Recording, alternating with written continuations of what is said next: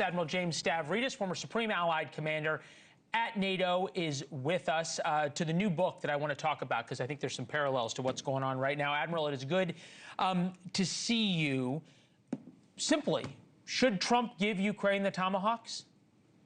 100%. And the reason is because using those Tomahawks, you can reach deep, deep, deep into Russia. And I think you outlined well some of the target sets, notably the drones, the air attack, but also the key is to go after Vladimir Putin's oil and gas capabilities, go after his refineries, which means go after his economy, follow the money. And those kind of Tomahawk missiles, which go 1,500 miles, have a 1,000-pound warhead, and are so accurate, Leland, you're up in Chicago, you can fly them into one window or another window in the same building. Give them the Tomahawks. All right. Do you agree with my analysis that Trump is in a uniquely powerful position vis-a-vis the world post the deal and the meeting yesterday, both in Israel and in Egypt, where 40 or so world leaders lined up to shake his hand? Political muscle gets stronger the more you use it. How does he capitalize on it? First, I broadly agree, with one exception. Let's stipulate that so far, President Xi of China has not bent a knee in any way, has responded with equivalent tariffs, and is insisting on meeting Trump on equal terms.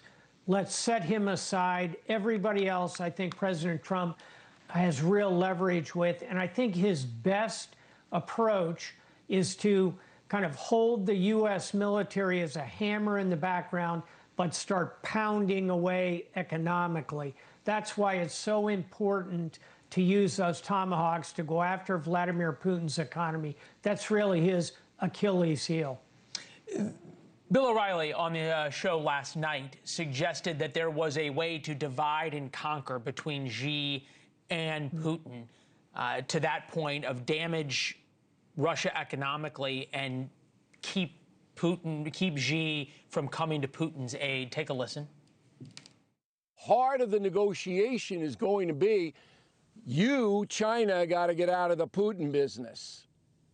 OPEC will replace the Russian oil, but you have to stop supporting Putin to end the Ukrainian war.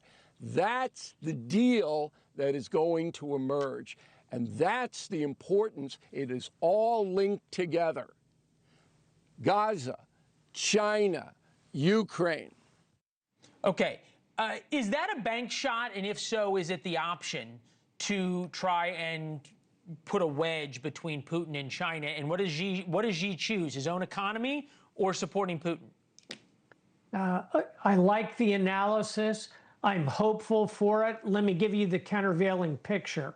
If you are Xi and you look at Russia and you look north from Beijing, you're looking up at Siberia, this vast land area. Leland, you know, it's empty. There's only 30 million people in Siberia. It's the size of the continental United States. What is there? Gas, oil, diamonds, rare earths, potable water, arable land.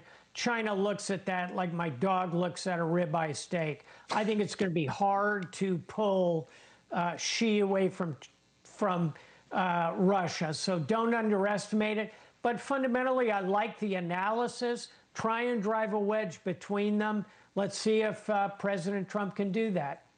Well, my dog looks at prosciutto, not really ribeye steaks. At least I've never shown him a ribeye steak, but I get the analogy. It is a great visual. What I'm seeing right now, and I think there's an analogy, you talk in your book about the restless wave. Thank you for watching. Subscribe below and download our NewsNation app right now on your phone, and you will get fact-based, unbiased news for all Americans.